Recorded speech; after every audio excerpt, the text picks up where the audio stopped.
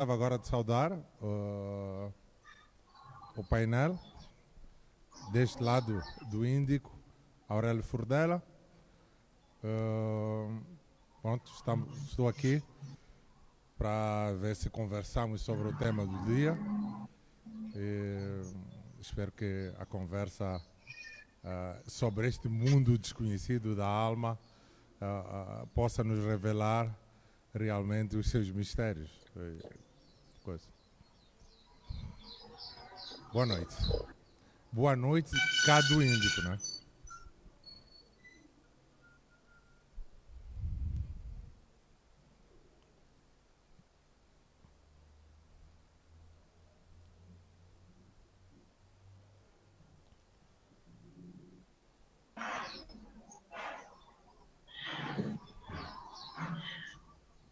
Alô? Alô? Olha, eu sou a Dina Salúcio, boa tarde. Sou de Cabo Verde. Cabo Verde. Sim, mas eu acho que não estou nesta mesa. Estou na mesa 6. Como? Eu estou na mesa 6. Não consigo perceber. Estou na mesa Você não 6. percebe? Estou Não na ouve? mesa. Estou sim na mesa 6.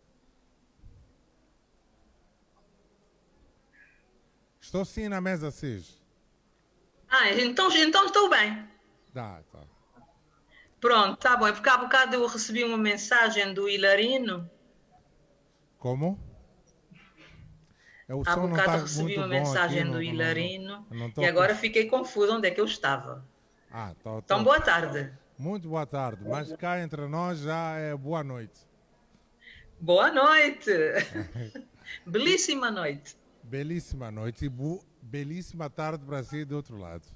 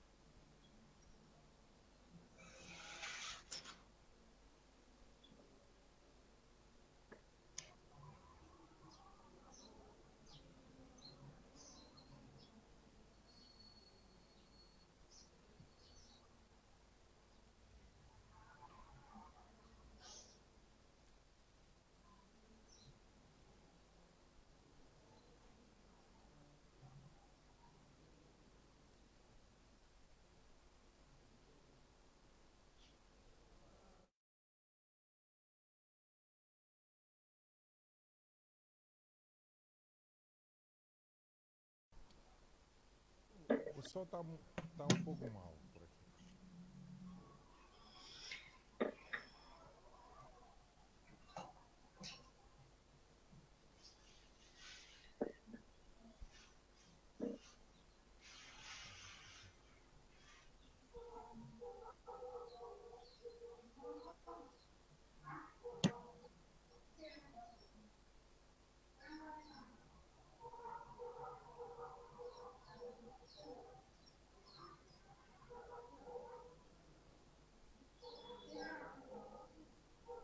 Buenas tardes, soy William Alfaro desde El Salvador, les saludo.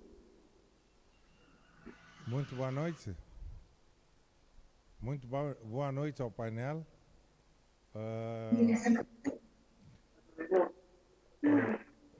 Eu não sei se todos conseguem me ouvir do outro lado. Não sei se todos conseguem me ouvir do outro lado.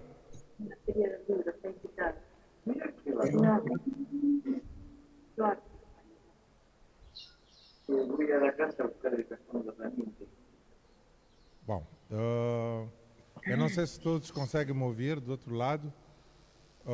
Entretanto, pronto, acabo de receber ah, a orientação de iniciar o debate, de iniciar essa conversa deste lado, sobre o tema do dia. A literatura dá alma a uma época, humaniza um período histórico. Eu, quando recebi este tema, algo chamou a minha atenção, que neste momento impõe-me a ideia de entrar em contramão em relação ao tema. Não completamente, né? Mas esta questão de dar a alma, a literatura dar a alma, eu entendo que, na minha forma de olhar para esta questão, encontro o lugar de a literatura poder resgatar, captar a alma de uma época histórica. Não precisamente o contrário, dela dar a alma a essa época. Entretanto, eu queria perceber um pouco do alcance dessa frase do escritor angolano Bacacossa, esta questão de dar a alma à época, obviamente que não vai se enquadrar numa única perspectiva. Mas eu prefiro olhar para a primeira. Talvez entender que dá a alma no sentido de que a literatura pode captar esta essência da humanidade e, através do registro literário, conferir esta alma a uma época. Entendida a alma como a essência, talvez, do pensamento de um período histórico. Pronto, este é que servia de mote meu para a conversa que estamos aqui para ter.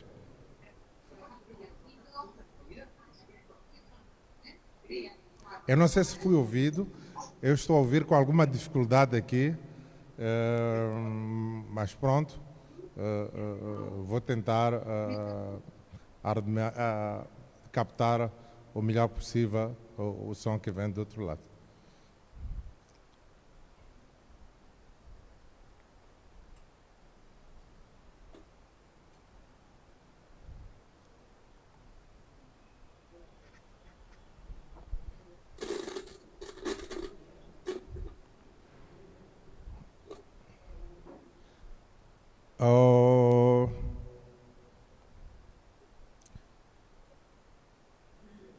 William, não sei se consegue me ouvir. Hola, buenas tardes desde El Salvador, ¿me escuchan? Aurélio Furdella. Estou bem, Bueno, Aurélio Furdella. muy bien. Sobre esta valoración sobre la literatura y el alma, bueno, habría que, y principalmente con el tema de las épocas, es interesante poder realizar una valoración principalmente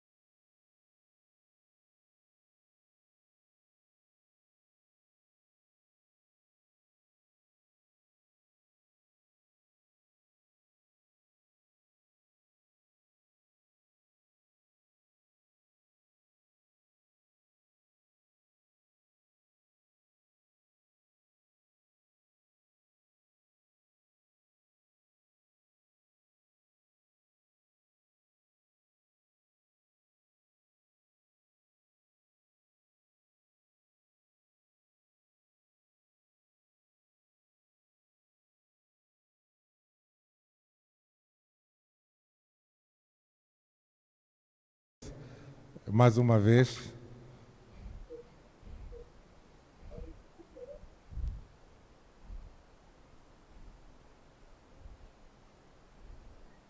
Está-me a ouvir? Estou. Assim, Pronto. estou a ouvir.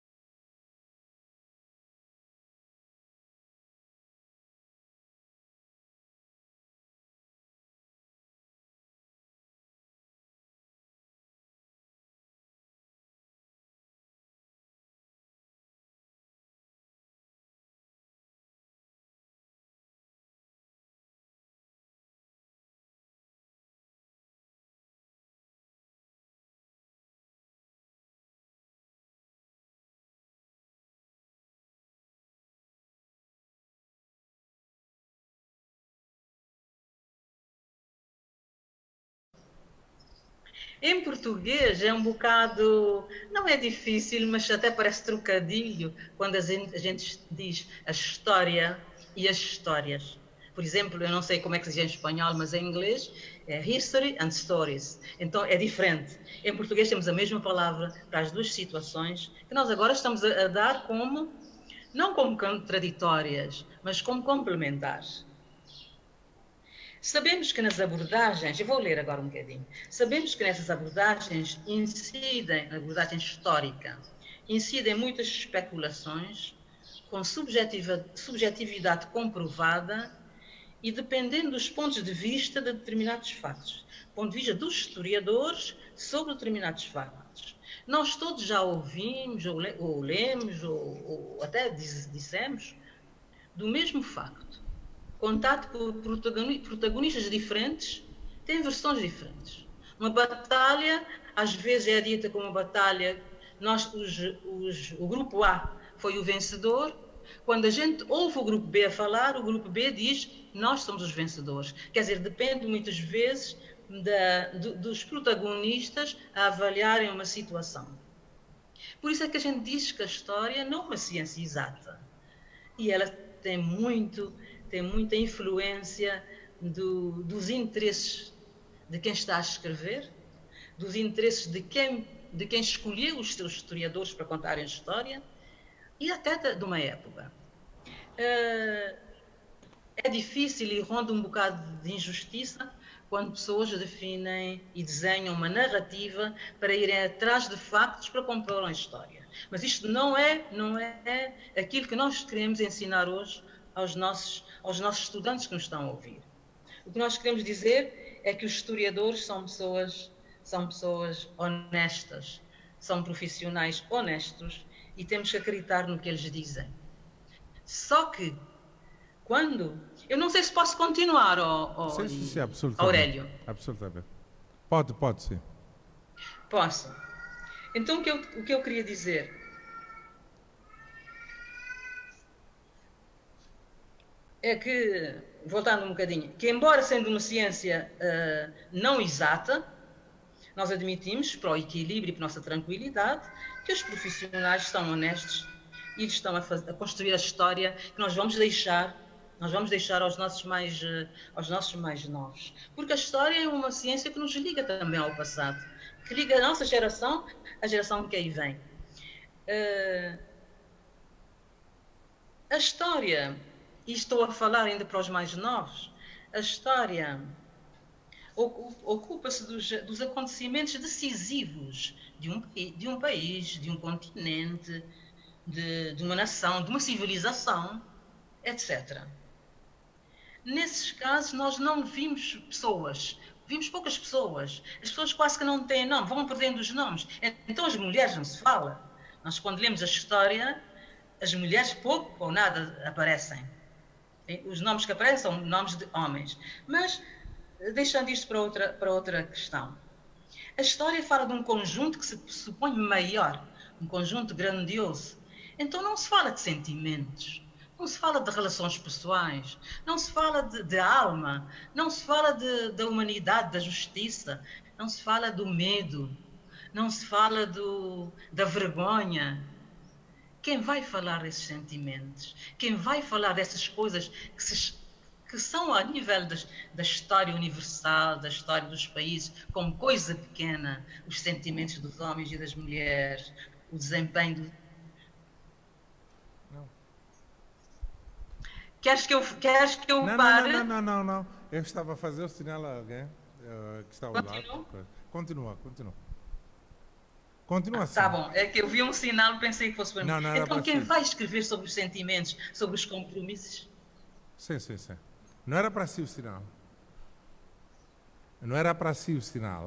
Pode continuar, sim. Podemos continuar. Então quem vai falar disto tudo são os escritores. Os escritores é que falam da alma. Os escritores é que falam da saudade, das vitórias de todos os dias, de uma pessoa que ficou doente e depois ficou melhor, de alguém que não conseguiu resistir a uma doença. Essas coisas pequenas, mas que são o dia a dia, que são a força de um país. Quem fala são os ficcionistas, quem fala somos nós. Eu fico por aqui. Tá bom, Aurélio? Sim, está.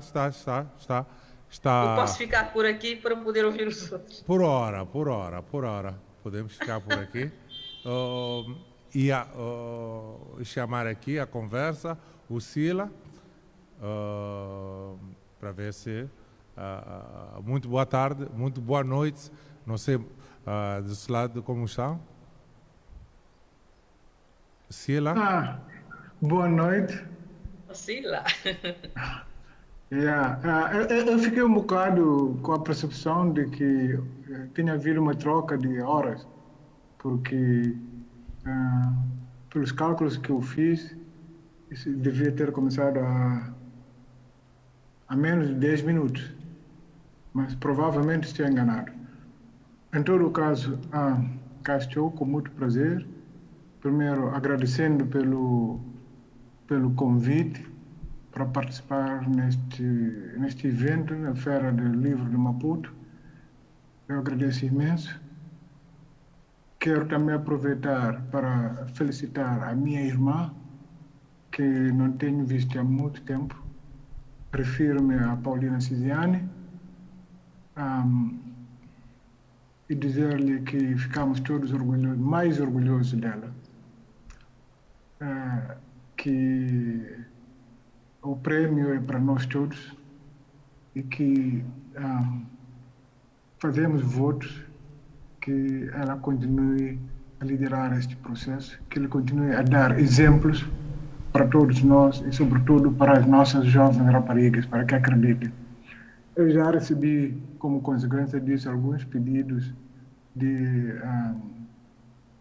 de jovens que fazem parte de grupos com os quais trabalho, no sentido de ler mais a Paulina. Bom, eu tenho alguns livros dela que, por acaso, ela me ofereceu. Tá? Porque, infelizmente, no nosso país ainda continua a não haver circulação de obras. Portanto, se ela estiver a ouvir-nos, que aceite um abraço deste seu irmão da Guiné-Bissau. Muito obrigado. Voltando ao tema, literatura da alma, uma época, humaniza um período histórico que é uma coisa muito abrangente e, ao mesmo tempo, sintetiza algo que é, digamos, muito atual. Tem sido atual já há bastante tempo. Por isso, eu vou começar por citar uma outra irmã, uma irmã nossa que, infelizmente, atualmente não está entre nós, mas que deixou um legado muito forte, sobretudo naquilo que tange ao assunto que está sintetizado naquilo que foi escolhido como tema. Eu refiro-me a Toni Morrison. Há uma passagem dela que eu queria aqui partilhar convosco, antes de continuar com a minha exposição. É um excerto que vem logo no seu primeiro livro. Não sei como é que isso foi traduzido em português, mas em inglês é The Bluest Eyes. E essa passagem, traduzida assim, uma tradução não oficial, diz mais ou menos isto.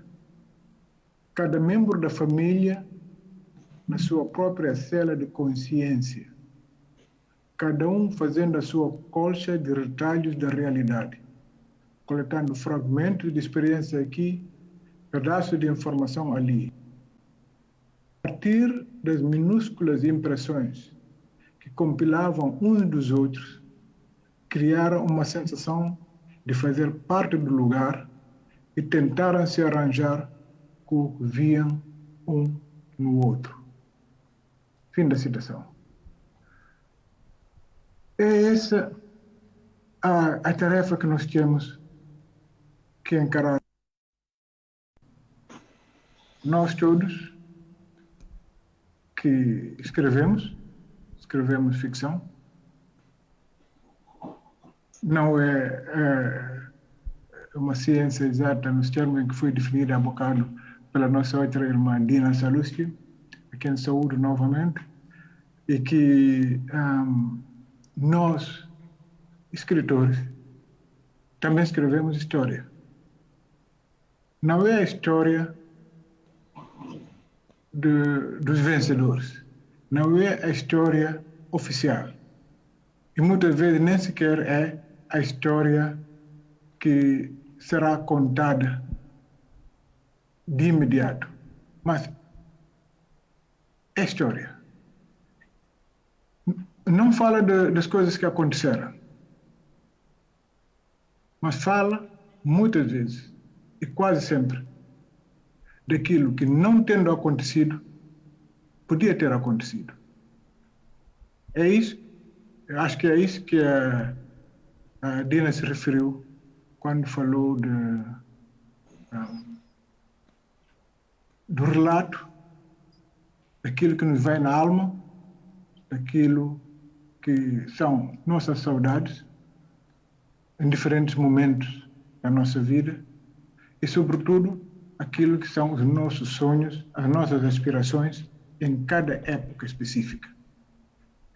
Essa é parte daquilo que deve ser assumido como historiografia, a nova versão da historiografia.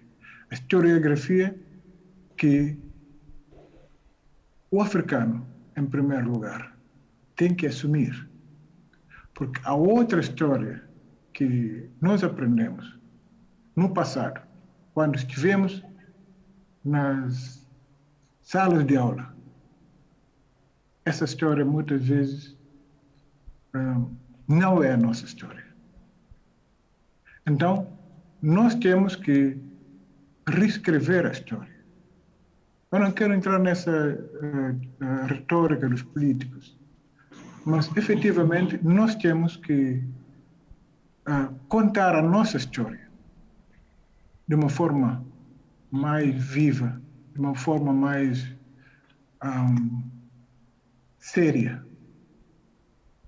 para que, quanto mais não seja, assumamos a função de dar um senso de perspectiva hoje, amanhã, aos nossos concidadãos.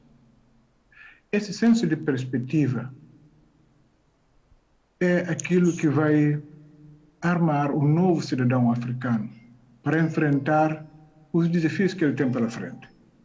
É esse senso de perspectiva que vai permitir que certas mentes que ainda continuam colonizadas sejam efetivamente libertadas. É esse senso de perspectiva que vai fazer com que o africano assuma de uma forma decidida o seu lugar, o seu verdadeiro lugar na história. Essa, como eu disse há bocado, é uma função extra do escritor africano. Porque se ele não for assumido, esse espaço será ocupado por uma outra história. Portanto, a história que vai ser contada vai ser outra. É como na história do caçador, como foi dito aqui há bocado. É preciso ouvir outras versões. Tanto mais que, hoje em dia, essa falta de senso de perspectiva tem causado prejuízos enormes às nossas sociedades. Prejuízos que muitas vezes nem sequer nos damos conta da sua verdadeira dimensão. É na base disso que, por exemplo, hoje em dia se gasta tanto em coisas que se colocam fora da cabeça, em detrimento daquilo que deve ser colocado dentro da cabeça. Um exemplo prático, eu já vou terminar, só para ilustrar isso que eu disse há bocado. A situação de predominância da outra história em relação à nossa história, a nossa verdadeira história, tem tido como uma das consequências a negação de nós mesmos. Muitas vezes, o africano causa mais mal a si próprio do que aquele que lhe é causado pelo estrangeiro, pelo sistema explorador capitalista, pelas instituições de Bretton Woods e por aí adiante. Portanto, há que assumir uma outra via, uma outra perspectiva de futuro e fazer com que, definitivamente, se altere esse estado de coisas que faz com que hoje em dia, em África, se gaste mais em coisas que constituem a nossa própria negação do que aquilo que deve servir à nossa libertação. Por exemplo, gasta-se em produtos que, constituindo a nossa negação, vão ao encontro do padrão de beleza, de estética, de modernismo que vem de fora. Há 3 anos atrás, e com dados comprovados, em África gastava-se mais de 7 bilhões de dólares em perucas, produtos de clareamento da pele e coisas do gênero. E vocês sabem quanto é que se gasta em livros? É uma vergonha. Resumindo e concluindo, eu acho que a literatura dá, ou deve dar alma a uma época e deve contribuir para que se humanize este período histórico em que estamos a viver. Muito obrigado. Muito obrigado. Passaria a palavra agora para a Inês.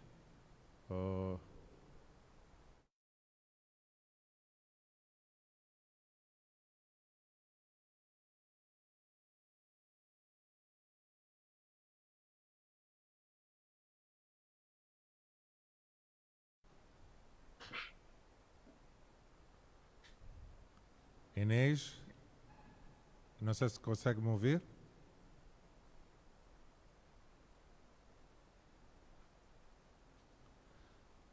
Estamos com problemas de som por parte da Inês.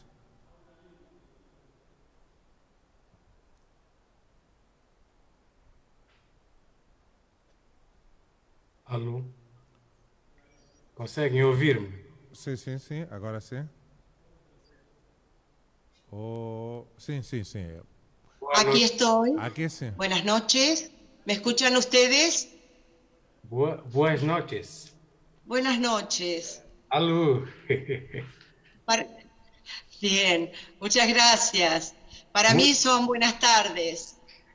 Quiero, en primer lugar, permítanme agradecer a los organizadores de esta feria por la invitación a compartir con ustedes este encuentro. Es un gran honor participar de este acontecimiento. Bien, frente al tema que nos congrega, me atrevo a enfatizar acerca de la diferencia entre la historia como hecho humano, es decir, el hecho real, acontecido, y la historia como conocimiento, es decir, el hecho narrado. Es en esta última instancia cuando la literatura da alma a una época, humaniza un periodo histórico de Ungulani, Vaca Cosa.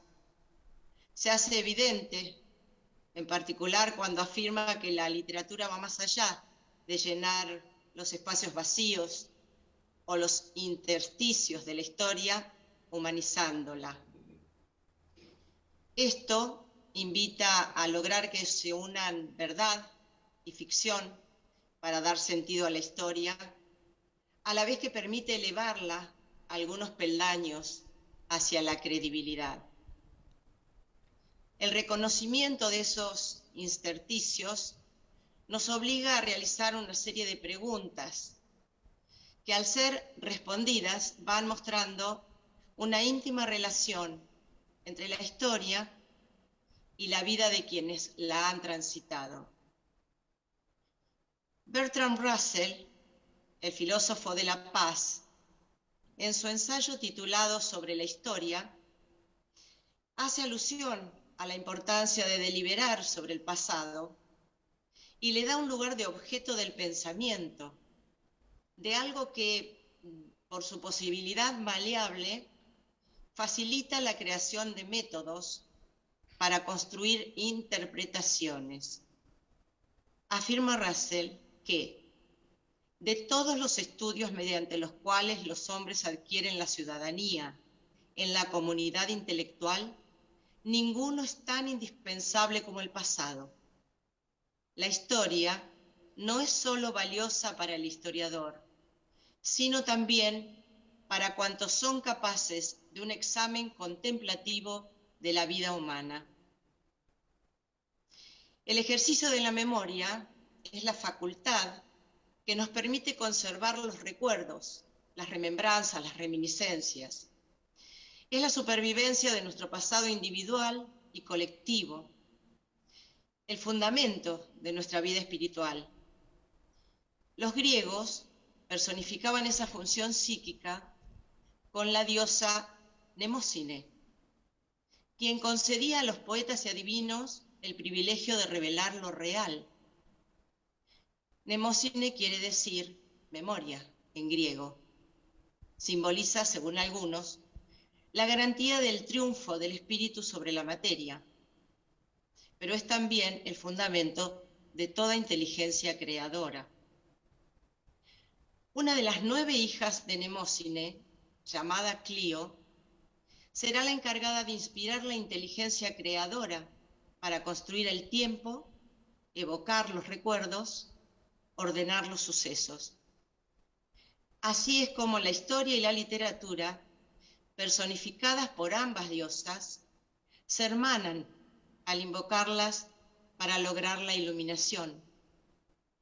Por otra parte, tanto la historia como la literatura se apoyan en la palabra como herramienta para su tarea.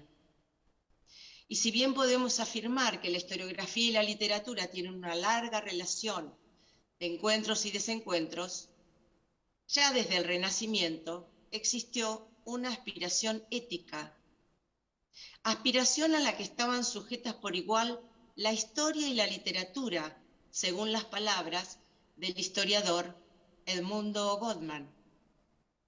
Esta aspiración ha transitado en ambas todas las etapas históricas. Así es como el historiador debe narrar para convencer, tanto como lo hace el escritor, y ambos terminan realizando un discurso de aproximación ante los vestigios de lo que se transformará en cada uno en un ejercicio de su libertad. En el caso de la literatura, ese ejercicio se apoya más en la sensibilidad, en la emoción, como acabamos de escuchar, pero necesita siempre de la realidad histórica, sea la de los libros o la de la vida social en la que transcurre su historia personal. Beatriz Sarlo, escritora y ensayista argentina, en su trabajo para las terceras Jornadas Nacionales del Comité Internacional de Ciencias Históricas, afirma que la literatura es experta en esos procesos de emigración, en el que los discursos cambian de lugar y de función. Por eso también la literatura puede hablar del pasado a los historiadores. Me parece relevante para nuestro tema hablar de la historia argentina, la que ha sido considerada para nuestro máximo poeta, Jorge Luis Borges, como una historia épica. Se trata de una historia de guerras, y sin entrar en profundidad en el tema, diré que en mi país hubo guerras internas y con países vecinos, pero todo eso ocurrió en un tiempo histórico que solo conocimos en los libros y a través de documentos y saberes de quienes han investigado en ellas, como en relatos literarios. Sin embargo, hemos vivido en épocas actuales una guerra que ocurrió entre nuestro país e Inglaterra en el año 1982, alrededor de la posesión de las Islas Malvinas. Se trata de una historia tan reciente que aún podemos seguir leyendo o escuchando a quienes fueron partícipes de los hechos terribles y de los otros. Eso es lo que me ha permitido tomarme la licencia de ficcionalizar una de esas historias personales, jugando con la posibilidad de intercambiar personajes y algunos de los acontecimientos, pero respetando el lugar de los hechos históricos y el sentimiento que subyace bajo la apariencia de inhumanidad que toda guerra puede mostrar. Ustedes me dirán si puedo tomarme el atrevimiento de leer este cuento.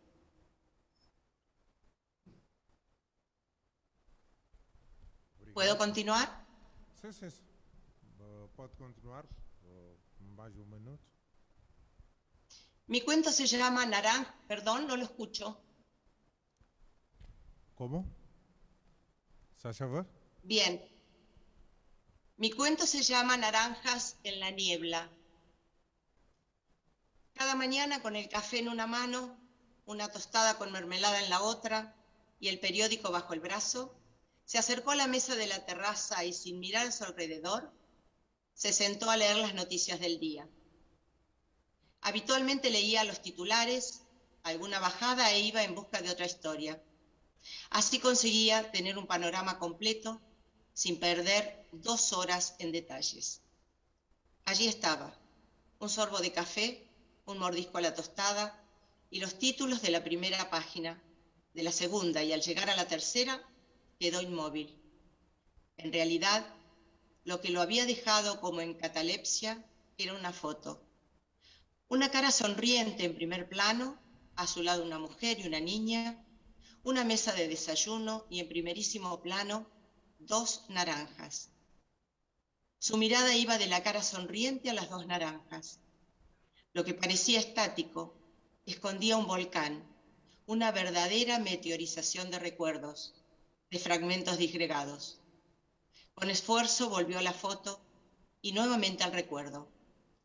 Cuando tuvo conciencia del lugar, del momento del día y sobre todo de la hora, se levantó sin siquiera mirar el paisaje que cada día lo ayudaba a relajar su mente al enfrentarse a un problema de trabajo. Hoy no podría mirar esa playa, ese mar, esas olas, esa arena, sin recordar aquella otra. Realizó cada tarea como un autómata, pero logró resolver problemas importantes. Firmó nuevos contratos, convenció a un conductor de no abandonar el noticiero de la mañana, atendió llamadas de productores, reorganizó sus cuentas y atendió varias citas. La tarde fue igualmente complicada. Llegar tan alto significaba una constante actividad mental, tener conciencia de qué estaba pasando, sin importar si se trataba de 6 o 10 emprendimientos distintos. Debía dirigirlos, aconsejar o decidir por ellos. Al regresar a su paraíso junto al mar, pudo volver a los recuerdos, a aquel jovencito que se había alistado al ejército y que con gran capacidad de mando y también de organización y obediencia, había logrado ser comandante del regimiento de paracaídas. Recordó con desazón, con tristeza, los acontecimientos que vivió en el 3er Batallón de Paracaidistas cuando por un error los hicieron descender en medio del territorio tomado por el enemigo. El enemigo pensó y volvió a correr frío por su columna como cada vez que el recuerdo lograba aparecer. La humedad, la llovizna, las piedras y su pierna quebrada, el dolor y la imposibilidad de moverse, el miedo cuando vio el arma y la cara cubierta de barro que le apuntaba, que le quitaba su arma y, cuando esperaba el disparo, solo escuchó la voz de un muchacho como él que posiblemente le pedía que se quedara quieto, que ya vendrían a buscarlo y que, cuando estuvo listo para alejarse, volvió y, extendiendo el brazo, le entregó 2 naranjas. Se juró que nunca olvidaría ese rostro. Le rogó al destino que algún día pudiera encontrarlo. Sabía que le debía la vida. No podría sentirse feliz ni aún con los éxitos logrados si no lo abrazaba y le agradecía como debe hacerlo un amigo. Sí, amigos, a los que el destino los llevó a estar en veredas distintas, pero luchando por lo que ambos amaban. Hoy, después de 32 años, la noticia del periódico le trajo ese rostro. Le habló de esa vida, de la familia y de la felicidad de aquel argentino que, como él, fuera llevado al peor lugar, un campo de batalla, para demostrar su grado de humanidad. Le debía 2 naranjas y ahora sabía cómo y cuándo se las devolvería. Me despido de ustedes con el mismo sentimiento de agradecimiento por haberme permitido ser parte de esta maravillosa Feria del Libro. Y creo que es el acontecimiento que más que nunca ha resaltado la unión de los habitantes de nuestro castigado mundo actual. Les envío un abrazo a la distancia.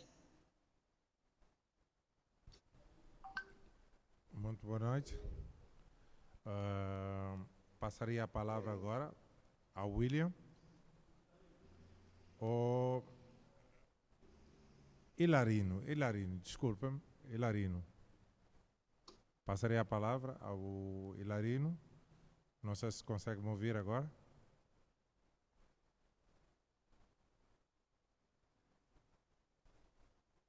Boa noite. Alô, alô, Alô? alô, sim. Sim, sim, sim. Sim, consigo ouvi-lo. Boa noite. Muito boa noite. Sim. Passava a palavra para si agora. Bom, na verdade eu entrei atrasado, julgo que, portanto, estou perdido. Terá que ser o senhor a ajudar-me para me enquadrar, se faz favor. Bom, olhando para o nosso tema, nós tivemos já a intervenção da Sila, né? Tivemos a intervenção da Sila. Por acaso, eu não estava preparado para ser moderador da palestra ou da conversa. Na verdade, eu dizia logo de princípio que o som não estava muito bom aqui, mas por aquilo que eu captei na essência da ideia da Sila, é esta relação entre a história e esta ideia do ungulano. Ok, agradeço, muito obrigado. Sim, na verdade, bom, olá, provavelmente deverá estar a referir-se ao senhor Cília Guineense, e isto também é a minha amiga, a escritora cabo-verdiana e de Santo Antão, a Dina Salústio. Não sei se poderá estar a referir-se a ela quando se referiu a Sila, Dina Salústio. Contudo, gostaria igualmente de dizer que é sempre uma honra poder estar aqui convosco e ouvir a escritora Julu, que porque eu entrei mesmo de forma descompensada no tempo, julgo a escritora Inês Corton, que esteve a falar. Sim. Não sei se me conseguem ouvir bem. Alô? Sim, com Estou a ser audível. algum esforço, sim. Eu estou a ouvir. Portanto, quero então, em função disso, dizer que a intervenção da professora, aliás, Inês Cortão, que tem feito um excelente trabalho do ponto de vista, maiormente no seu workshop. Professor, não sei se estou a falar muito rápido. Professora, lá na Argentina. Lo estoy escuchando, ahora sí, ahora me escucha. ¿Cómo está a Argentina? ¿Cómo está? Bueno, no puedo decir muchas cosas maravillosas en este momento, Okay. pero aquí estamos con toda la esperanza y con una esperanza de futuro especialmente. Es muy importante. La esperanza del futuro es muy importante. El profesor Abdullah Sila es es un ingeniero en el gran escritor africano.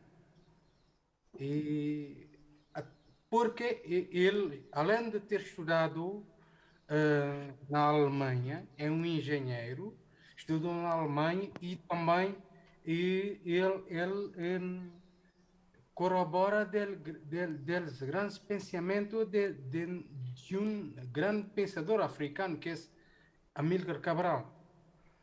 Em função disso, como é que pensa a interligação entre a literatura argentina com a literatura dos países africanos da língua portuguesa?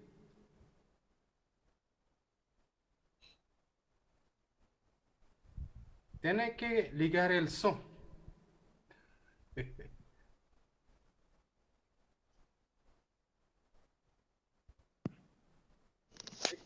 Ok. ¿Me escuchan ahora? Sí. Bien. Entonces es sin auriculares. Bien. Me preguntaba acerca de cómo se ligan una y otra. En primer lugar, quiero decir que soy descendiente de portugueses y si bien no hablo la lengua, sí tengo preparado mis oídos para la musicalidad de esta preciosa manera de hablar, ¿no? De este idioma tan dulce. Yo creo que todas las literaturas en realidad están unidas. Creo que, como dije anteriormente, la literatura, la escritura creativa, se basa en sentimientos y los hombres, las mujeres, me refiero a la humanidad, sentimos y sufrimos frente a las mismas cosas o las disfrutamos.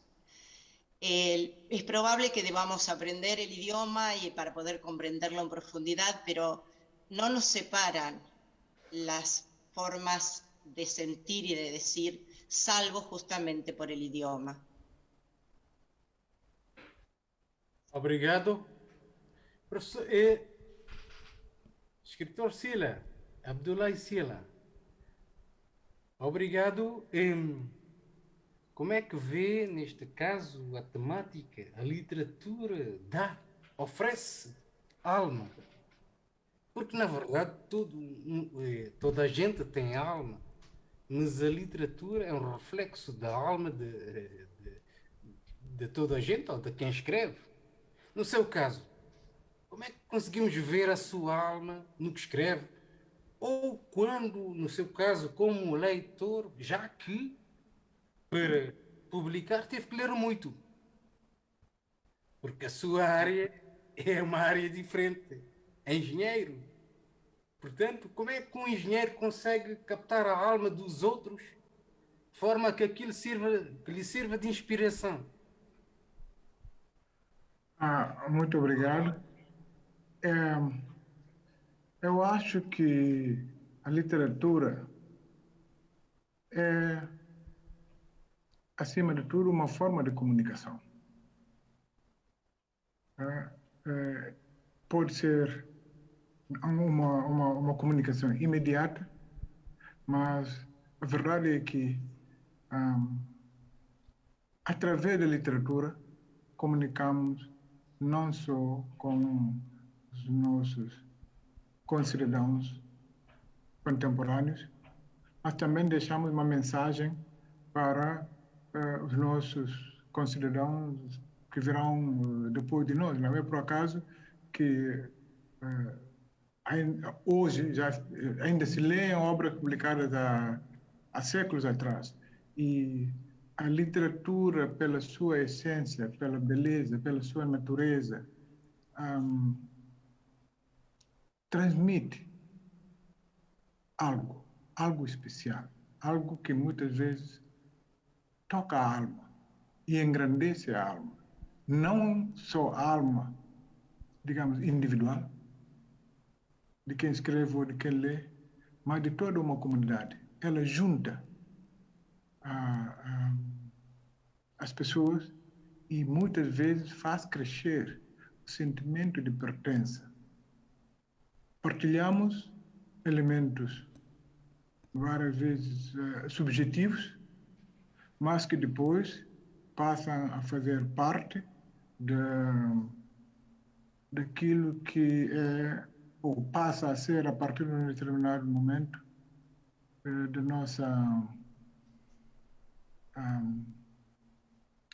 nossa identidade, aqueles fragmentos, aquilo que nós todos apreciamos, em última instância, passa a fazer parte da nossa memória coletiva. Memória coletiva como sendo o resultado de um processo seletivo, voluntário, e que junta, enaltece, digamos assim, certos momentos, certos desejos, certas aspirações, certos sonhos. Tudo isso que nos é transmitido através da literatura e que, às tantas, faz com que ideias de uns se transforma em ideais abraçados por muita gente e dessa forma constitui, digamos, um elemento de união, de identidade, de pertença quando os assumimos. Acho eu que é nesse sentido que se pode dizer que a literatura é um instrumento que dá alma a uma época. Isso, sem dúvida. Digamos que nós ficamos convocados e direcionados para essa identidade. Porque, na verdade, a literatura dá alma, porque ela por si só já é uma alma. Porque quem escreve é alguém que está por... Ou seja, o livro tem alguém que está por trás dele, por sua vez vai ter uma outra pessoa quem o vai objetivar, que é o pensamento versus o material, o livro em si. Bom, prezada amiga Dina Salustio, eu vou ter que me dirigir a si desta forma, porque nós somos amigos. Portanto, vou ter que pedir a sua sugestão, a sua intervenção nesse sentido, sendo que, uma vez que, mas consigo vou ser mais rigoroso, já que se escreve com um pseudónimo, como é a ser uma escritora cabo-verdiana de Santo Antão e que se escreve com um pseudónimo? Qual é a outra alma que está na base disso? Será que é uma outra ou é a mesma? Bom, só estou a perguntar. Caberá a escritora responder. Boa tarde, professor Hilarino. Quando eu cheguei, você ainda não estava, de modo que não pude cumprimentá-lo e agradecer-lhe pelo trabalho que tem feito em prol da literatura africana. Também queria cumprimentar o amigo Abdoulaye Sylla, dizer-lhe que a gente já não se vê desde a Ilha do Fogo e quando é o nosso próximo encontro? Estou com saudades. Professor Hilarino, nós somos amigos e acho que você pôs-me foi uma provocação. Não é uma questão. Agora, vou começar pela alma. O meu nome não é assim tanto pseudónimo. Veja lá. Em Cabo Verde, nós todos temos um nominho, um nome pequeno. E mais, aqui na Ilha de Santiago, por exemplo, eu sou da Ilha de Santo Antão, mas as pessoas têm dois nomes. Tem o nome da igreja, que ninguém conhece, e tem o nome de casa, que todo mundo conhece. E perguntam-me, mas então por que é que as pessoas têm dois nomes? O nome da igreja que ninguém conhece é porque caso haja alguém que venha fazer mal, mal olhado, fazer um feitiço àquela criança, como não conhece o nome da igreja, só conhece o nome de casa, vai exercer este ódio, esta maldição sobre o nome de casa e o mal não pega. Eis a razão porque as pessoas geralmente têm dois nomes, um nome de casa e um nome. Mas o meu nome, você sabe que o meu nome é muito grande. Eu geralmente não digo, mas o meu nome é Bernardina. Já o meu avô era Bernardo, o meu pai era Bernardo, meus tios Bernardo, o meu irmão gêmeo Bernardo, então eu, coitada de mim, apanhei como Bernardina. Bernardina em Santo Antão para Dina é um passo. Então fiquei Dina. E Salustio é o nome do meu marido. Professor Hilarino, não é assim tão pseudónimo. Há tempos falava com um amigo meu, um grande amigo meu, que me disse, eu não sabia que Salustio era teu apelido. Mas Salustio é o meu nome mesmo. Pronto, agora você me perguntava como é que a alma aparece nos meus textos, é isso, Hilarino? Eu acho que quando nós escritores escrevemos, sim. quando qualquer pessoa porque na verdade já que existe paira no ar, ou seja, no âmbito da literatura, parece que há aquela nuvem de que é um pseudónimo.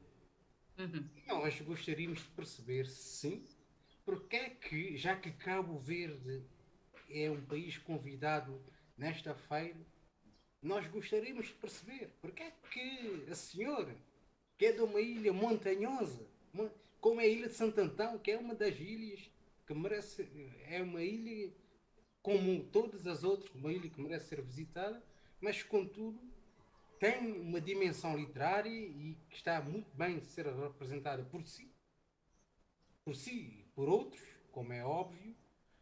Nós gostaríamos de perceber mais, ou seja, poderá responder à minha pergunta inicial, mas depois, se quiser ampliar mais, aprofundar mais a questão do tal pseudónimo, é interessante, porque o povo quer, os leitores querem.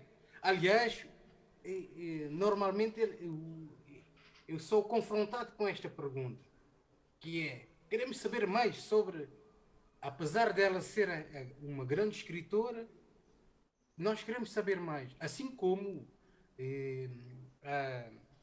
a professora e escritora que temos cá, que é da Argentina, que também que tem feito um excelente trabalho do ponto de vista virtual, assim como o senhor engenheiro e grande escritor Sila.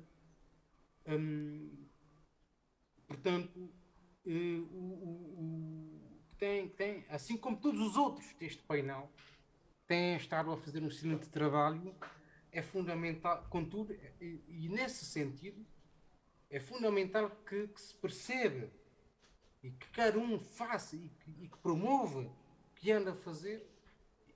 Não, bom, vou fazer uma autocorreção, não é que promova, que faça uma autoapresentação, por mais que esse trabalho já esteja a ser reconhecido, mas é fundamental que isso se faça hoje. Professor, eu sei que também é professora, foi professora, portanto... Professora uma vez, professora sempre. Sim, é nesse sentido, sim. É isso. Nós, quando escrevemos, com certeza que nós pomos a nossa alma na escrita. Pomos a nossa alma na escrita porque nós queremos conquistar o leitor. E a gente não, ao contrário do historiador, quando ele escreve, ele cinge-se aos factos, deve cingir-se aos factos verídicos, aos tempos, aos prazos, à verdade do acontecimento. Nós, quando escrevemos, nós pomos a alma nas coisas que escrevemos. Nós queremos captar o leitor para aquilo que fazemos. E para captar o leitor, para que ele pense, para que ele acredite no que nós estamos a dizer, temos que pôr a alma. Pode ser a nossa, mas normalmente, no meu caso, a alma que eu ponho na escrita, nos contos, ou nas crónicas, ou mesmo no romance, é a alma dos personagens. Porque nós somos criadores. Então, eu, por exemplo, eu procuro que a minha alma não apareça, que a minha sombra não apareça nos meus livros. Eu não quero que o leitor veja fulana tal num texto que está a escrever. Eu quero levá-lo a um tempo de história, a um tempo de um acontecimento, a um tempo de uma injustiça, a um tempo de uma celebração, a um tempo de um acontecimento grandioso, seja na minha ilha, seja em qualquer outra ilha ou em qualquer ponto do mundo, está a perceber? Então eu procuro não inventar, eu não sei fazer ficção com aquilo que escrevo. Para mim há dois tempos de ficção na escrita. Há um não ficção, que é quando eu escrevo sobre as coisas que eu quero denunciar, quando eu escrevo sobre as coisas que eu acho injustas, quando eu escrevo sobre o não esquecimento do trabalho das mulheres, quando eu quero escrever sobre o não esquecimento do valor dos homens. Então eu não sei fazer ficção com isto. Eu escrevo, dou endereço de quem é. Quando eu faço ficção, pode crer, Hilarino, quando eu faço ficção com o que eu escrevo, é para suavizar as coisas. é para dar um tom menos dramático às situações, porque eu não gosto de drama. Eu não gosto que as pessoas peguem num texto e digam, um texto para fazer chorar, não nada disso. Então aí eu dou uma alma alegre, brincalhona, um certo humor ao texto, para evitar que as pessoas se sintam confrangidas a ler um texto que fala de um assunto menos belo. Mas olha, as ilhas, o mundo precisa de ser lido. O mundo inteiro, doutor Hilarino, o mundo inteiro precisa de ser lido através das histórias que o Abdullah Silas escreve, que a Inês, nós todos, que você, que toda a gente aqui neste encontro da Feira do Livro, nós estamos a escrever. Porque só através das literaturas, esse cruzamento de literaturas, é que a gente pode imaginar um mundo melhor para vivermos.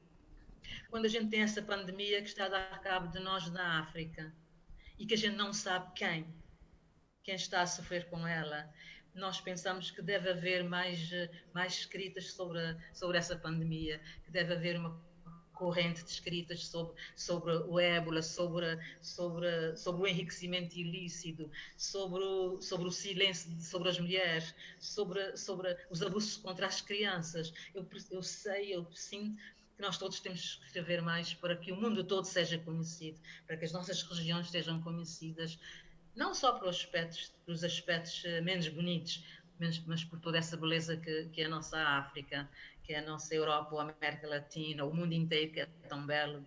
Eu acho que temos que escrever. Obrigada. Obrigado nós, porque na verdade uma mesa com esta temática, a literatura dá, ou seja, quando se diz que a literatura dá, diz-se que ela oferece uma alma a uma época, humaniza um período histórico.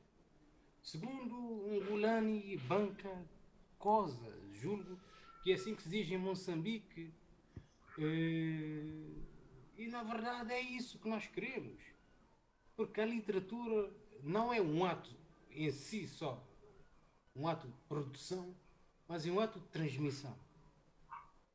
Além do ato de produção e transmissão, é um ato de recepção. Quem recebe poderá receber uma alma de uma forma mais positiva ou menos positiva, se assim quisermos dizer. Contudo, o mais importante é que ele é um ato, é um processo. A literatura, por si só, é um processo criativo. Ou seja, quando se fala em processo criativo, fala-se de uma produção, numa produção e numa recepção. Dito isto, vou então ouvir o nosso William Alfaro. Não sei se... Alô? Sí, Hilarino, te escucho. Muchas gracias. Gracias a ti. Ok, obrigado. Obrigado. Bueno, algunas valoraciones que he podido de la conversación, bueno, mi idioma es el español, obviamente. He entendido parte de la conversación y la aprecio muchísimo. Coincido con Sila en el sentido de que la literatura, principalmente la poesía, que es en mi quehacer, lo que buscamos es comunicar esas grandes pasiones contemporáneas. Es decir, bueno, muchísimos poetas coinciden en el sentido de que la literatura es el espejo, el reflejo de esa época, de las épocas en las que vivimos. Y obviamente ese es el hecho de transmitir esas grandes pasiones, esas grandes reivindicaciones, los valores más sublimes del ser humano, sus preocupaciones, obviamente sus sentimientos. Esa memoria colectiva de la que habla Sila a mí me parece muchísimo importante, muy importante, porque refleja en gran medida los grandes sucesos que a la humanidad han marcado y obviamente esa alma colectiva. Y hablo, por ejemplo, de los grandes movimientos sociales a nivel latinoamericano, europeo, los africanos, y que siempre han sido acompañados obviamente por sus autores, por sus poetas, por sus escritores. Esa memoria colectiva, en gran medida, pues lo único que hace reflejar nosotros, y traigo a colación, porque también la literatura es un fenómeno coyuntural. En este sentido coyuntural, nosotros nos encontramos, por ejemplo, en una situación de un resurgimiento del totalitarismo latinoamericano. El Salvador está viviendo por esto, 40 años después, vuelve un surgimiento de las dictaduras, de los gobiernos totalitarios, y curiosamente regresamos a leer a nuestros grandes poetas y nos damos cuenta de que lo que ellos plasmaron en su obra se vuelve a repetir. El caso, por ejemplo, de la poesía de Roque Dalton, asesinado en los años 70, cobra vida nuevamente y pareciera de que lo está escribiendo en este momento. Es porque la historia de la humanidad, el alma marcada de la humanidad está plasmada obviamente en la literatura. La literatura se convierte en un fenómeno cíclico o a veces profético, y por eso mismo es pero tan importante. Obviamente tiene un mayor significado cuando esto pasa a manos del colectivo, del pueblo. Es decir, le viene y da la oportunidad de darle voz a aquellas personas que no tienen voz. Es decir, darle la literatura, la poesía específicamente le da voz a los pueblos, a las masas, a estas personas que tienen quieren decir algo, pero no encuentran las palabras. Ahí es donde surgen obviamente las voces de sus poetas, las voces de sus escritores, aún en la clandestinidad, venir y darle voz y sentido a las luchas y a las reivindicaciones de estas sociedades tan difíciles que estamos viviendo en estos tiempos obviamente pandémicos, pero también en los cuales los fascistas han aprovechado para volver a tomar el poder. Esa es una breve valoración sobre este fenómeno, Hilarino, y yo también, pues agradecidísimo de la oportunidad de que a través de estos medios tengamos la oportunidad de que poetas de Latinoamérica, gente de Argentina, de El Salvador, de este lugar tan remoto de la América, podamos compartir con gente de lugares tan distantes para nosotros como Mozambique. Así que muchísimas gracias también a los organizadores por la invitación. Caro William Alfaro, nós é que estamos agradecidos consigo. Gracias. A sua intervenção assim como todas as outras, foi uma intervenção brilhante. Eu gostei muito, em particular, da frase que é a literatura da avó já quem não a tem. Ou seja, porque na verdade, conforme eu referi anteriormente, sendo a literatura um reflexo do pensamento de alguém, ela acaba por chegar a outra pessoa. E isso é fundamental, sobretudo nesta fase pandémica, em que o mundo está, parece que não, mas o mundo está anormal. Apesar da normalidade estar presente, mas ele está anormal. Nesse sentido, caro William, eu vou também, em função do que referiu, vou-me aproximar do Sr. Sila, o Abdoulaye Sila, que vem de uma área completamente diferente. Friso isso várias vezes porque ele tentou entrar no mundo ele entrou no mundo da literatura mesmo sendo engenheiro. Então, caro Sila, como é que vê como é que a sua alma, qual é o diálogo que a sua alma consegue estabelecer com este mundo atual? Ou imaginemos, vou-lhe fazer uma pergunta ainda mais provocatória. Se quisesse escrever um livro hoje, como é que a sua alma se refletiria no livro que iria escrever? ¿La pregunta es para mí? Não. Ok. Vale, vale, vale, vale. Tranquilo. Não, eu acho que o desafio principal que se coloca é que, antes de sermos escritores, somos cidadãos. E é como cidadãos que agimos, independentemente daquela qualificação que possamos ter, né, qualificação profissional. A vida, como costuma dizer que alguém, a vida tem muitas cores. E é bom que procuremos apreciar essas cores, essa multitude de cores. Porque se focamos, como é o caso de certas pessoas, só numa cor, perdemos uma boa parte da beleza que existe ao nosso redor. Então, escrever é,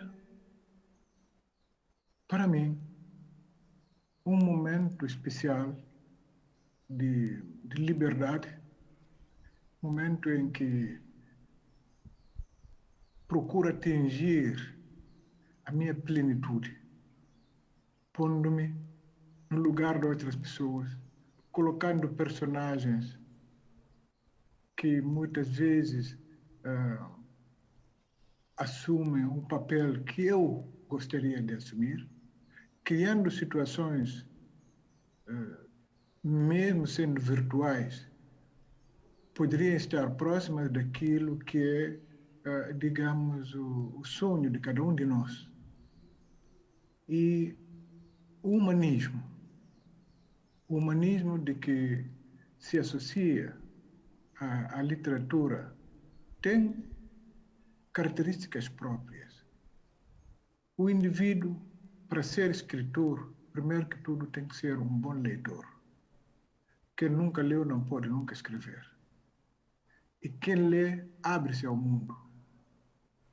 Quando se recebe um livro, recebe-se ao mesmo tempo um convite para explorar um outro mundo, para viajar, para se deliciar e se identificar também com dores de outras pessoas, partilhar sonhos que outras pessoas tiveram. Então, o ato de escrever é um momento sublime, que tem uma dimensão humanística própria, única. Por isso, o escritor tem que assumir determinados desafios. Não só pelos dogmas, mas, no nosso caso específico, nós que temos que ser, como alguém disse aqui, porta-vozes daqueles que não têm voz. Temos que ter a capacidade de nos identificarmos com esses nossos concidadãos, termos a capacidade de viver os momentos dramáticos e os momentos prazerosos que essa gente vive e partilhar isso. Partilhar isso de uma forma criativa, de uma forma artística, que possa ser vista como um contributo para o reforço do nosso imaginário coletivo. Porque, mais uma vez, para o escritor africano, eu acho que também para o escritor sul-americano se colocam desafios semelhantes. Nós temos que promover o entendimento, a harmonia. Temos que fazer um apelo à solidariedade. Porque só com a solidariedade, só sendo mais humanos e humanistas, podemos, de fato, atingir o nível que se exige, eu digo conscientemente a palavra exige, a no nosso caso concreto, essa elite que tem o privilégio de escrever numa sociedade caracterizada pela oralidade, ter o atrevimento de passar esse testemunho que nós passamos por via oral, transformar a escrita como um instrumento de conservação do nosso patrimônio, é imaterial, mas mesmo assim é nosso patrimônio, e fazer com que nos sintamos cada vez mais próximos uns dos outros. É isso que eu gostaria de dizer, Hilarino, em relação a essa pergunta. Pode soar um bocado utópico, mas a literatura é isso mesmo, é utopia. Sim, a utopia, um sonho, uma quimera, tudo existe. Contudo, no âmbito do nosso painel, nós também temos um nosso escritor que recebeu o prémio da Imprensa Nacional Casa da Moeda e que contou com uma figura enorme da literatura moçambicana, nosso Aurélio Furdela, uma pessoa que tem estado a fazer um grande trabalho. Ele é, como é sabido, ele é escritor, dramaturgo, guionista e letrista, entre muitas outras intervenções. O nosso Aurélio Furtado também está cá presente. Nós gostaríamos também de ouvir a sua opinião e que se alargasse ainda mais, porque ele, neste caso, mediante a minha intervenção, ele é um dos últimos a falar. Com isso, ele poderá, quiçá, não só falar, mas também questionar, porque, na verdade, ele poderá começar por... É uma grande vantagem, porque ele poderá começar por Cabo Verde, depois passará pela Argentina, entrará, obviamente, também na Guiné, e assim sucessivamente, até chegarmos ao ponto, na verdade, o ponto que acaba por ser a resposta, que é, na verdade, a literatura é, sim, um reflexo da alma. Portanto, caro escritor, Aurélio, tem a palavra à sua disposição. Muito boa noite, uma vez mais. Boa noite. Eu começaria por insistir na minha ideia inicial, em relação ao tema aqui que nos junta neste momento. Eu não quero olhar a literatura como algo que dá a alma, não quero olhar a literatura como algo que dá a alma a uma época histórica. Quero olhar para a literatura como algo que capta a alma de uma época histórica. Eu, como africano, sobretudo como moçambicano, estou mergulhado num mundo em que desde 1975, com a independência do meu país, fui vivendo uma história com H maiúsculo. H maiúsculo entendido como ciência. E como com as histórias que nós vamos partilhando nos livros que vamos escrevendo ou lendo. Entretanto, nesta história com H maiúsculo, eu encontrei sempre uma situação do retrato, seja ele ficcionado, porque admito uma margem de ficção até na história, que é ciência, atendendo que há este lado da imparcialidade que não pode ser total.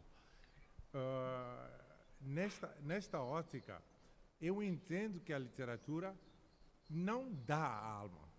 O Ngulane é meu grande mestre, é o escritor que nós, cá em Moçambique, realmente influenciou várias gerações. Eu quero entender como captar a alma de uma época. Desde 1975, como eu dizia, nós estamos habituados a simplesmente a ouvir na história atos de grandes batalhas, de grandes personalidades da história político-militar. E a literatura foi em si, o Moçambique obedece um perfil literário onde nós até tivemos a poesia de combate. Né?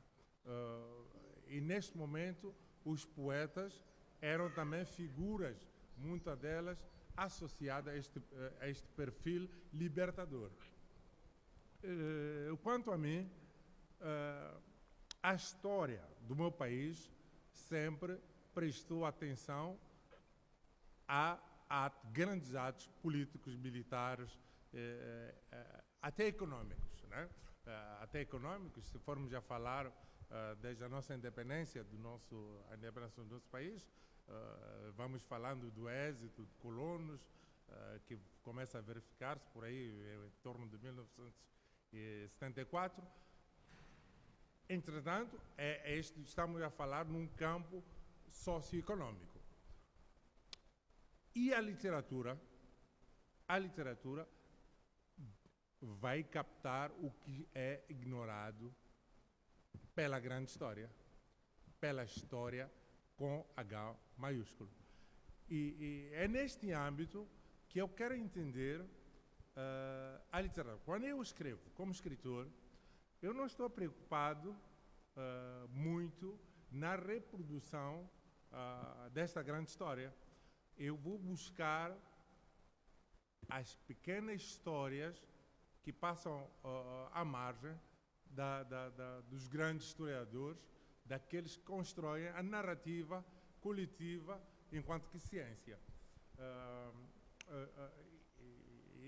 É nesta esfera que eu entendo que a literatura não vai dar a alma, vai captar esta alma que está invisível na grande história. Vai captar esta alma que está invisível na grande história e vai trazê-la para não o lado material do livro. Eu prefiro ficar não no lado material do livro, mas ficar no lado imaterial do livro. É aí onde, de facto, o escritor, o leitor, irá se identificar com os personagens que, não existindo na grande história, existirão nesta pequena história entre aspas. Só tem mais um minuto. Só tem mais um minuto. É aí que eu gostava de entender, de fazer essa ponte entre esses dois mundos da história, que, de facto, o Ngulane pode abrir, nesta frase, uma outra perspectiva, né? Que é de dar a alma, entendendo que o escritor já comporta em si a sua alma, que vai... Caro escritor, dramaturgo, guionista e letrista, infelizmente vou ter que lhe interromper muito rapidamente. Vou ter que passar a palavra à senhora da Argentina. Só tem 30 segundos, muito rapidamente. Tem que ligar o som. A senhora tem que ligar o som. A professora tem que ligar o som. Bien. ¿Me escuchan ustedes? 30 segundos. Ok, sí, sí. Bien. Escuchando atentamente, quisiera contarles algo que pude haber hecho en varias oportunidades en mis aulas como profesora, pensando que si la civilización humana desapareciera y una civilización extraña viniese a buscar, tratar de conocer quién ha sido el ser humano, Creo que que lo definiría realmente sería mucho más la literatura que la historia, porque la historia les daría datos precisos, seguramente hechos, algo que ha ocurrido, pero en realidad el alma está, a pesar de ser algo, la literatura algo ficticio, a pesar de ser una mentira, como podríamos decir, define mucho más el alma del ser humano. Y llegábamos a la conclusión de que encontramos más alma en Cervantes que en Herodoto. Professora, Termino allí. muito Termino obrigado. allí. Muito obrigado, Gracias. professora Dina, professora e escritora Dina Salustio. 30 segundos. Tem que ligar o som. A professora Eu vou aproveitar os 30 segundos para dizer que fiquei sem ouvir a intervenção do Aurélio e a intervenção do Hilarino a meio da coisa. Eu ouvi agora a última intervenção da professora Inês.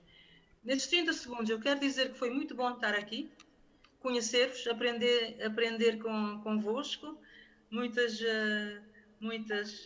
situações de vida, de alma, de histórias, e dizer que nós temos que continuar a escrever. É bom que a gente continue a escrever sobre as nossas populações, sobre as nossas mulheres, sobre os nossos homens. É bom que a gente escreva sobre a pandemia. É bom que a gente escreva sobre as pessoas que estão sem esperança. É bom que a gente escreva para os jovens, para que eles leem muito e para que eles não se esqueçam das suas populações. Obrigada. Obrigado. Muito obrigado, professora, escritora, amiga. Obrigado à organização. Foi um prazer enorme estar aqui convosco.